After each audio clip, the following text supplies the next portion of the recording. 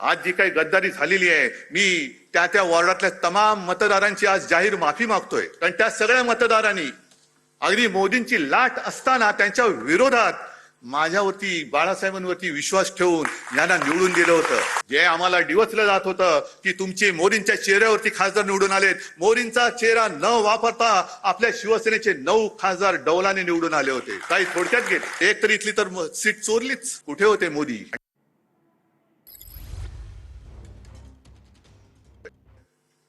पण जे आरोप माझ्यावरती होत आहेत ते जर तुम्हाला खरं वाटत असतील तर तुम्ही मला सांगायचं, मी आत्ता या पदावरनं पाय उतारवायला तयार आहे. फक्त माझी एक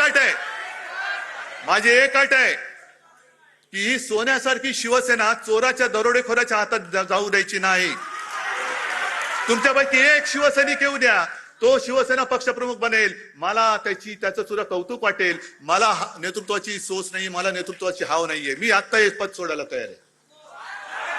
पण कोणी लाचार, गद्दार, भेसळयुक्त रक्ताचा माणूस माझ्यावरती आरोप करत असेल तर त्याला उत्तर आहे तुम्ही द्यायचं आहे.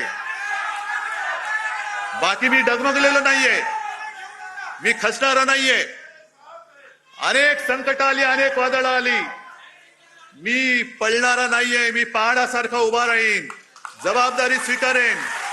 पण तुमच्या मनात जोपर्यंत विश्वास आहे तोपर्यंतच हे मी करेन.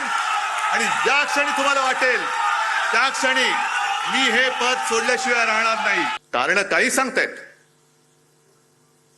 शिवसेना म्हणे काँग्रेसमध्ये विलीन होण्याची आम्हाला भीती वाटली. अरे मला भीती वाटते महाराष्ट्र भाजप आता मिंदे सेनेत विलीन होईल. कारण एक भाजपवाला मला सांगत होता की उद्धवजी काय दिवस आलेत आमच्यावर, आम्ही शिवसेनेसोबत भाजपा गावागावात पोहोचवण्यासाठी घरदार विसरून मेहनत केली, पण आता हे उपरे आमच्या डोक्यावरती बसलेत.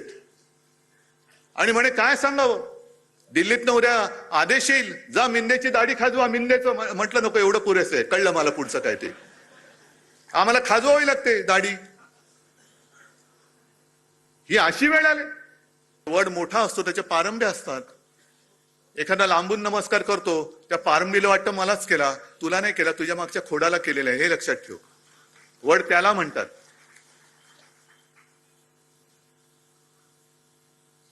आणि मातोश्रीवरती शिंतोडे उडवतायत.